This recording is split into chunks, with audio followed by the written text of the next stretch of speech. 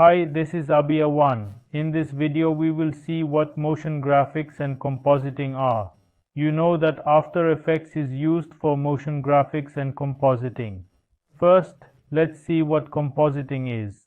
Combining two different footages to extract the desired particles from them and animating these desired particles to give them motions is called compositing. There are different types of compositing like keying and tracking, which means adding or removing some things in different scenes or in one scene. This is called compositing. And let me tell you an interesting thing, that there is a very famous book called Austin Leon. It's a best-selling book. In it he says that if you want to think like a creative person or a great person, then you could become creative by adding or removing things.